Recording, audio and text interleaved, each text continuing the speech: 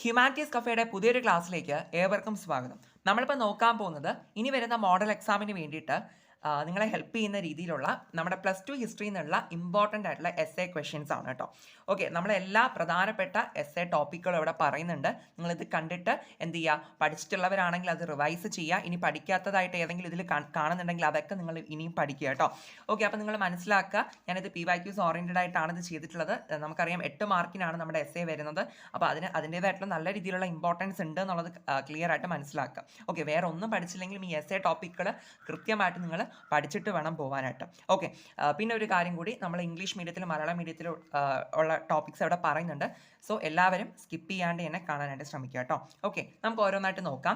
ഞാനിവിടെ സൈഡിൽ എവിടെ മാർക്ക് ചെയ്ത് വെച്ചിട്ടുള്ളത് ചാപ്റ്റേഴ്സിൻ്റെ ആ ഒരു നമ്പറാണ് കേട്ടോ. പിന്നെ ഗ്രീൻ സ്കെച്ച് പെൻ കൊണ്ട് ഞാനിവിടെ മാർക്ക് ചെയ്തിട്ടുള്ളത് എന്താണ്, മോസ്റ്റ് ഇമ്പോർട്ടൻ്റ് ആയിട്ടുള്ള ടോപ്പിക്കുകളാണ് ഇത്തരത്തിൽ മാർക്ക് ചെയ്ത് വെച്ചിട്ടുള്ളത്. ഇനി നമുക്ക് നേരെ വീഡിയോയിലോട്ട് പോവാം.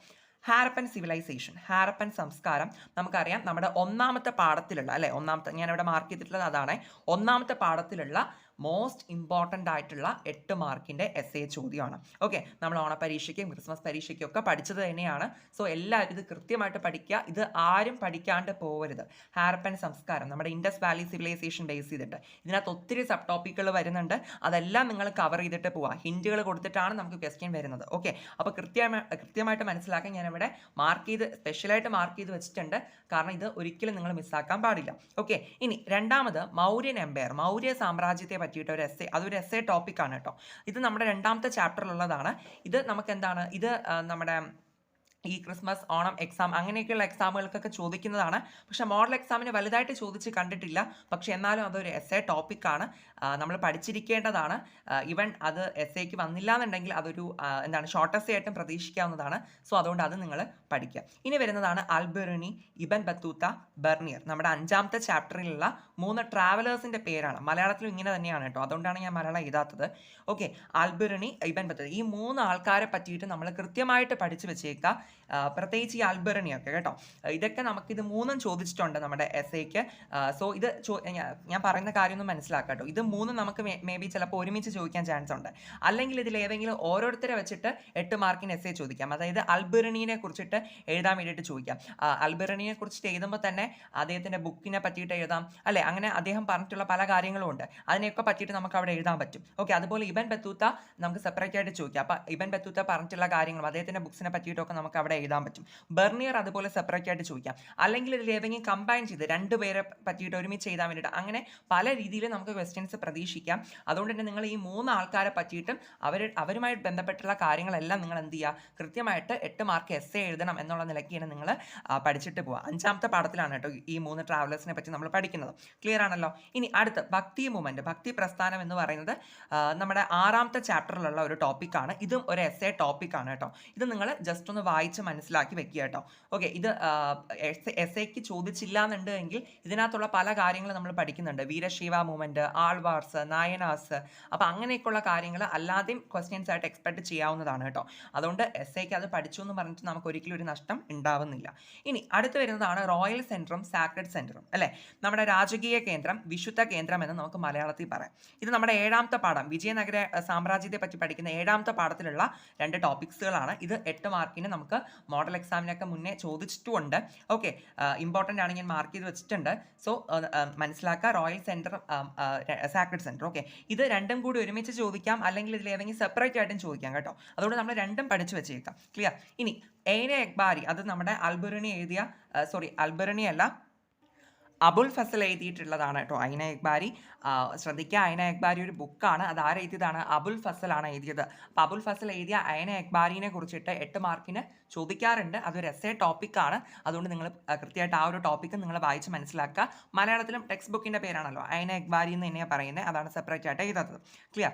ഇനി അടുത്ത് വരുന്നതാണ് അടുത്തൊരു most important as a topic, contribution to the cultural plurality of India.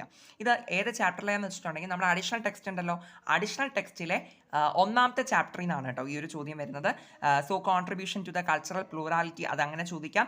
അല്ലെങ്കിൽ Mughal era was an age of cultural synthesis evaluate എന്ന് പറഞ്ഞിട്ടും ചോദിക്കാം. ഇത് മോഡൽ എക്സാം ക്വസ്റ്റ്യൻ പേപ്പറിൽ കണ്ടിട്ടുണ്ട്. സോ അതുകൊണ്ട് ഇത് എല്ലാവരും കൃത്യമായിട്ട് പഠിച്ചിട്ട് പോവേണ്ടതാണ് കേട്ടോ. സംഭവം വേറൊന്നുമില്ല, കൾച്ചറൽ പ്ലൂറാലിറ്റിയിലോട്ട് നമ്മുടെ മുഗളന്മാർ തന്നിട്ടുള്ള സംഭാവനകൾ എന്തൊക്കെയാണെന്നാണ് ചോദിക്കുന്നത്. ഓക്കെ, ആ ഒരു രീതിയിലാണ് അതിൻ്റെ മീനിങ് വരുന്നത്. മലയാളത്തിലാണെന്നുണ്ടെങ്കിൽ ഇന്ത്യയുടെ സാംസ്കാരിക എന്താണ് ബഹുസ്വരതയ്ക്ക് മുഗൾ കാലഘട്ടം നൽകിയ സംഭാവനകൾ എന്തെല്ലാമാണ്. ആ രീതിക്കോ അല്ലെങ്കിൽ സാംസ്കാരിക സമന്വയത്തിന്റെ ഒരു യുഗമായിരുന്നു മുഗൾ കാലഘട്ടം, വിലയിരുത്തുക. ഈ രീതിക്കൊക്കെ നമുക്ക് എന്ത് ചെയ്യാം, ഈ ഒരു 8 മാർക്കിന്റെ ക്വസ്റ്റ്യൻ വരാൻ ചാൻസ് ഉണ്ട്. സോ ഇതെല്ലാവരും പഠിക്കുക. അഡീഷണൽ ടെക്സ്റ്റിലെ 1ാമത്തെ ചാപ്റ്ററിൽ നിന്നാണ് കേട്ടോ. നമ്മുടെ ക്രോണിക്കിൾസിനെ കുറിച്ചിട്ട് പഠിക്കുന്ന ചാപ്റ്ററിന്റെ ഏറ്റവും അവസാന ഭാഗത്താണ് ഈ ഒരു എസ്സേ ടോപ്പിക് വരുന്നത്. ക്ലിയർ ആണല്ലോ. പിന്നെ ഒരു കാര്യം ഞാൻ ഒന്നുകൂടി ഓർമ്മിപ്പിക്കുകയാണ്, ഈ ഐന എക്ബാരി ഉണ്ടല്ലോ, അത് 8ാമത്തെ ചാപ്റ്ററിലുള്ളതാണ് കേട്ടോ. 8ാമത്തെ ചാപ്റ്ററിൽ അവസാനം പഠിക്കുന്ന ടോപ്പിക്കാണ് ഐന എക്ബാരി എന്ന് പറയുന്നത്. ഓക്കെ, അത് ഓക്കെ. അപ്പോൾ ഇനി ഇത് നിങ്ങൾ കൃത്യമായിട്ട് നോക്കിയിട്ട് പോവാം. ഇനി അടുത്ത് വരുന്നതാണ് പഹാരിയാസം സന്താൾസം. പഹാരിയാസം സന്താളന്മാർ, മലയാളത്തിൽ ഇങ്ങനെ തന്നെയാണ് പറയുന്നത്. ഇത് നമ്മുടെ 10ാമത്തെ ചാപ്റ്ററിലുള്ള ഒരു എസ്സേ ടോപ്പിക്കാണ്. 2 കഥകൾ പഠിക്കുന്ന പോലെ നമുക്ക് പഠിക്കാൻ പറ്റുന്ന ടോപ്പിക്കാണിത്. പഠിച്ചു വെച്ചേക്കുക. അഥവാ 8 മാർക്കിന് വന്നില്ല എന്നുണ്ടെങ്കിൽ നമ്മുടെ എന്താണ് 5 മാർക്കിൻ്റെ സെക്ഷൻ ഉണ്ടല്ലോ, അതിലും നമുക്ക് വരാൻ ചാൻസ് ഉണ്ട്. രണ്ടും ഒരുമിച്ച് ആകാം ചിലപ്പോൾ വരിക, അല്ലെങ്കിൽ സെപ്പറേറ്റ് ആയിട്ട് പഹാരിയസിനെ മാത്രം പറ്റിയിട്ട് ചോദിക്കാം, സന്താളന്മാരെ പറ്റി മാത്രമായിട്ട് അങ്ങനെയും ചോദിക്കാറുണ്ട് കേട്ടോ. രണ്ടും നിങ്ങൾ ക്ലിയർ ആയിട്ട് നോക്കിയിട്ട് പോവാം. ഇനി വരുന്നതാണ് അതേ 10ാമത്തെ ചാപ്റ്ററിൽ നിന്ന് ലാസ്റ്റ് വരുന്ന ഒരു ടോപ്പിക്കാണ് ഡെക്കാൻ റയറ്റ്, ഡെക്കാൻ കലാപം. ഓക്കെ, ഡെക്കാൻ റയറ്റ് അതിനകത്ത് ഒരുപാട് സബ് ടോപ്പിക്കുകൾ നമുക്ക് പഠിക്കാനുണ്ട്. ഓക്കെ, അപ്പോൾ അത് നിങ്ങൾ എല്ലാം കവർ ചെയ്തിട്ട് പോവുക. അത് യഥാർത്ഥത്തിൽ ഒരു എസ്സേ ടോപ്പിക്കാണ് കേട്ടോ. ഓക്കെ, പക്ഷേ മോഡൽ എക്സാമിനൊന്നും അധികം അങ്ങനെ ചോദിച്ച് കണ്ടിട്ടില്ല. പക്ഷെ അല്ലാത്ത എക്സാമുകൾക്കൊക്കെ ചോദിക്കുന്ന ഒരു എസ്സേ ടോപ്പിക്കാണ്. ഓക്കെ, അതുകൊണ്ട് അത് നിങ്ങൾ കൃത്യമായിട്ട് നോക്കുക. ഞാൻ പറഞ്ഞല്ലോ 8 മാർക്കിന് വന്നില്ല എന്നുണ്ടെങ്കിൽ അത് ഉറപ്പായിട്ടും ഷോർട്ടസ്റ്റിലേക്ക് നമുക്ക് എക്സ്പെക്ട് ചെയ്യാം. ഓക്കെ, ഇനി അടുത്ത് വരുന്ന ഒരു മോസ്റ്റ് ഇമ്പോർട്ടൻ്റ് ആയിട്ടുള്ള ഒരു എസ്സേ ടോപ്പിക്കാണ് നമ്മുടെ 1857 റിവോൾട്ട് എന്ന് പറയുന്നത്. 11ാമത്തെ ചാപ്റ്ററിലുള്ളതാണ്. അതായത് ഏതാണ് 1857 വിപ്ലവത്തെക്കുറിച്ചിട്ട് അല്ലേ, ഈ കലാപത്തെക്കുറിച്ചിട്ട് എഴുതാൻ വേണ്ടിയിട്ട് നമുക്ക് എന്ത് ചെയ്യാറുണ്ട്, നമുക്ക് ചോദിക്കാറുണ്ട്. ഓക്കെ, 1857 കലാപം. ഓക്കെ, 1857 റിവോൾട്ടാണ്. കൃത്യമായിട്ട് എല്ലാവരും പഠിക്കേണ്ടതാണ്. ഞാനിവിടെ സ്പെഷ്യലി മാർക്ക് ചെയ്തിട്ടുണ്ട്. ആരെങ്കിലും പഠിച്ചിട്ടില്ല എന്നുണ്ടെങ്കിൽ ഇതിപ്പോൾ തന്നെ എടുത്തു വെച്ച് പഠിച്ചേക്കാം കേട്ടോ. കാരണം ഇത് വളരെ ഇമ്പോർട്ടൻ്റ് ആണ്. ഇതിനകത്ത് ഒരുപാട് സബ് ടോപ്പിക്സ് വരുന്നുണ്ട്. അവർ പല രീതിയിൽ ഏത് വേണോ ഹിൻസ് ആയിട്ട് കൊടുത്തിട്ടൊക്കെ ആയിരിക്കും ചോദിക്കുന്നുണ്ടാവുക. അപ്പോൾ ആ ഒരു റിവോൾട്ടുമായിട്ട് ബന്ധപ്പെട്ട് പഠിക്കുന്ന എല്ലാ ടോപ്പിക്സും നിങ്ങൾ ക്ലിയർ ആയിട്ട് പഠിച്ചിട്ട് പോയാൽ മാത്രമേ അവിടെ നമുക്ക് നന്നായിട്ട് എഴുതാൻ പറ്റുള്ളൂ. 11ാമത്തെ ചാപ്റ്ററിലാണ് കേട്ടോ വരുന്നത്. ഇനി അടുത്ത് വരുന്നതാണ്, ഇത് നമുക്ക് ഒരിക്കലും നമ്മുടെ ഹാരപ്പൻ സിവിലൈസേഷൻ ഒക്കെ പറഞ്ഞ മാതിരി ഈ ഒരു ടോപ്പിക്സുകൾ ഇതൊരിക്കലും നമുക്ക് സ്കിപ്പ് ചെയ്യാനായിട്ട് പറ്റില്ല. എന്താണ്, നമ്മുടെ ഗാന്ധിജിയുടെ ചാപ്റ്ററിലെ 12ാമത്തെ ചാപ്റ്റർ, ആ ഒരു ചാപ്റ്റർ ബേസ് ചെയ്തിട്ട് വരുന്ന എസ്സേ ടോപ്പിക്കുകളാണ്. നോക്കിക്കോളൂ.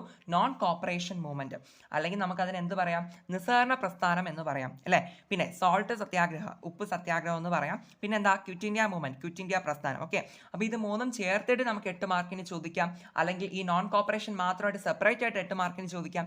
ഏത് രീതിക്ക് വേണോ ചോദിക്കാം. ഞാൻ ക്രിസ്മസ് എക്സാമിൻ്റെ ടൈമിലും ഈ ഒരു കാര്യം പറഞ്ഞിട്ടുണ്ട്. ഓക്കെ, നമ്മൾ ഈ ഒരു ടോപ്പിക്സിനൊക്കെ പറ്റിയിട്ട് ലൈവൊക്കെ ചെയ്തിട്ടുണ്ടെന്ന്. ഓക്കെ, അപ്പോൾ എന്തായാലും നിങ്ങൾ ഇത്രയും ടോപ്പിക്സുകൾ ഗാന്ധിജിയുടെ ചാപ്റ്ററായിട്ട് പഠിക്കുന്ന ആ ടോപ്പിക്സുകളൊക്കെ നിങ്ങൾ എന്ത് ചെയ്യുക, കൃത്യമായിട്ട് മനസ്സിലാക്കുക. ഈ നോൺ കോപ്പറേഷൻ അകത്ത് തന്നെ പല കാര്യങ്ങൾ പഠിക്കുന്നുണ്ട്. സോൾട്ട് സത്യാഗ്രഹ റിലേറ്റഡ് സിവിൽ ഡിസോബീഡിയൻസ് മൂവ്മെന്റ് എന്ന് പറയുന്നുണ്ടല്ലോ. പിന്നെ ക്വിറ്റ് ഇന്ത്യ മൂവ്മെന്റ്, എല്ലാ കാര്യങ്ങളും ഇതിൻ്റെ റീസൺസ്, കോൺസിക്വൻസസ്, എല്ലാ കാര്യങ്ങളും നിങ്ങൾ കവർ ചെയ്തിട്ട് പോവുക. ഇത് ഷുവർ ആയിട്ടുള്ള ക്വസ്റ്റ്യൻ ആണ്. ഓക്കെ, അപ്പോൾ ഇത്രയാണ് നമ്മുടെ ഹിസ്റ്ററിയിൽ നിന്ന് +2 ഹിസ്റ്ററിക്ക് നമുക്ക് ഇമ്പോർട്ടൻ്റ് ആയിട്ട് പഠിക്കേണ്ട എസ്സേ ടോപ്പിക്കുകൾ എന്ന് പറയുന്നത് അല്ലേ. ഇത്രയേ ഉള്ളൂ. നമ്മുടെ പൊളിറ്റിക്സും സോഷ്യോളജിയൊക്കെ റിലേറ്റ് ചെയ്ത് നോക്കുമ്പോൾ വളരെ കുറച്ച് എസ്സേ ടോപ്പിക്കുകൾ നമുക്ക് ഹിസ്റ്ററിയിൽ നിന്ന് പഠിക്കാൻ തന്നെ ഉള്ളൂ എന്ന് നമുക്ക് വേണമെങ്കിൽ പറയാം.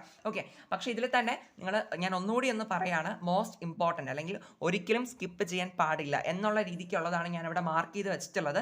ഹാരപ്പൻ സിവിലൈസേഷൻ, ഹാരപ്പൻ സംസ്കാരം, അത് എല്ലാവരും പഠിച്ചിട്ട് വേണം, ആരും വിട്ടേക്കരുത്. പിന്നെ അതുപോലെ തന്നെ നമ്മുടെ അൽബിറണി, ഇബൻ ബത്തൂത്ത, ബർണിയർ. ഓക്കെ, ഇതിലേത് ആരെക്കുറിച്ച് വേണോ ചോദിക്കാം, ഇന്ന ആളെന്ന് തന്നെ പറയാൻ പറ്റില്ല. എനിക്ക് തോന്നുന്നു അൽബിറണിയൊക്കെ മോഡൽ എക്സാമിന് തന്നെ 2 തവണ എങ്ങാണ്ട് റിപ്പീറ്റ് ചെയ്ത് വന്നിട്ടുണ്ട് കേട്ടോ. അപ്പോൾ അതുകൊണ്ട് 3 പേരെ കുറിച്ചിട്ട് അത് നിങ്ങൾ പഠിക്കുക. പിന്നെ അത് മാർക്ക് ചെയ്ത് വെച്ചിട്ടുള്ളതാണ് റോയൽ സെൻറ്ററും സാക്രഡ് സെൻറ്ററും, രാജകീയ കേന്ദ്രം, വിശുദ്ധ കേന്ദ്രം 7ാമത്തെ പാഠത്തിലുള്ളതാണ്. അത് നിങ്ങൾ നോക്കിയിട്ട് പോവുക. പിന്നെ ഇതും വളരെ ഇമ്പോർട്ടൻ്റ് ആണ്, contribution to the cultural plurality of India, അല്ലെങ്കിൽ നമുക്ക് എന്ത് പറയാം, ഇന്ത്യയുടെ സാംസ്കാരിക ബഹുസ്വരതയ്ക്ക് മുഗൾ കാലഘട്ടം നൽകിയ സംഭാവനകൾ. അഡീഷണൽ ടെക്സ്റ്റിൽ 1ാമത്തെ പാഠത്തിൽ അവസാന ഭാഗത്തുണ്ട്. എല്ലാവരും അത് പഠിച്ചിട്ട് പോകണം കേട്ടോ. പിന്നെ എന്താ, 1857 റിവോൾട്ടിനെ പറ്റിയിട്ട് 11ാമത്തെ ചാപ്റ്ററിലുണ്ട്. അത് നിങ്ങൾ അതിനകത്ത് ഒരുപാട് ടോപ്പിക്സുകൾ അതിനകത്ത് പഠിക്കാനുണ്ട്. ആ റിവോൾട്ട് ബേസ് ചെയ്തിട്ട് അതെല്ലാം നിങ്ങൾ കവർ ചെയ്തിട്ട് പോകണം. പിന്നെ എന്താണ്, നമ്മുടെ ഗാന്ധിജിയുടെ ചാപ്റ്ററിലേക്ക് ഇത് വരുന്ന ഇത്രയും ടോപ്പിക്സുകൾ, ഇത് നിങ്ങൾ കവർ ചെയ്തിട്ട് പോകാം കേട്ടോ. അപ്പോൾ നിങ്ങൾക്കൊരു ക്ലിയർ ആയിട്ടുള്ള ഒരു ഐഡിയ കിട്ടിയെന്നാണ് ഞാൻ വിശ്വസിക്കുന്നത്. നിങ്ങൾ ഇത്രയും ടോപ്പിക്സും എന്തായാലും 8 മാർക്കിന് ഉള്ള ടോപ്പിക്സുകളാണെന്ന് കരുതിയിട്ട് തന്നെ എല്ലാ ടോപ്പിക്സും പഠിക്കുക. പ്രത്യേകിച്ച് ഞാൻ മാർക്ക് ചെയ്തിട്ടുള്ളത് കൃത്യമായിട്ട് വീണ്ടും വീണ്ടും പഠിക്കുക. പിന്നെ മാർക്ക് ചെയ്തിട്ടില്ലാത്ത ടോപ്പിക്സും നിങ്ങൾ നന്നായിട്ട് 8 മാർക്കിന് കണക്കാക്കി പഠിച്ചിട്ട് പോവുക. ഞാൻ പറഞ്ഞല്ലോ 8 മാർക്കിന് അത് വന്നില്ല എന്നുണ്ടെങ്കിൽ ഉറപ്പായിട്ട് ഷോർട്ട് എസ്സേക്ക് നമുക്ക് പ്രതീക്ഷിക്കാം. ഓക്കെ, അതുകൊണ്ട് തന്നെ പഠിക്കുന്ന ഒരിക്കലും വേസ്റ്റായി പോകത്തില്ല. എല്ലാവരും ഈ ടോപ്പിക്സുകളെല്ലാം കവർ ചെയ്ത് പഠിച്ചിട്ട് പോവുക കേട്ടോ. ഇനി നിങ്ങൾക്ക് യൂസ്ഫുൾ ആയിട്ടുണ്ടെന്നുണ്ടെങ്കിൽ, ഈ ഒരു വീഡിയോ കൊണ്ട് എന്തെങ്കിലും പ്രയോജനം ഉണ്ടായിട്ടുണ്ടെന്നുണ്ടെങ്കിൽ സപ്പോർട്ട് ചെയ്യുക, ഫ്രണ്ട്സിനൊക്കെ ഒന്ന് ഷെയർ ചെയ്ത് കൊടുക്കുക. പിന്നെന്താ, ലൈക്ക് ചെയ്യുക. അത് മാത്രമല്ല ഹൈപ്പ് തരാൻ കൂടി മറക്കരുത് കേട്ടോ. പിന്നെ നിങ്ങൾക്ക് ഇനി എന്തെങ്കിലും സജഷൻസും കാര്യങ്ങളൊക്കെ ഉണ്ടെന്നുണ്ടെങ്കിൽ കമൻറ്റ് സെക്ഷനിൽ അറിയിക്കുക. പിന്നെ ബാക്കി വിഷയങ്ങൾ നമ്മൾ ഇതുപോലെ ഇമ്പോർട്ടൻറ്റ് എസ്സേ ടോപ്പിക്സ് സ്പെഷ്യലൈസ് ചെയ്ത് ചെയ്യുന്നുണ്ട്.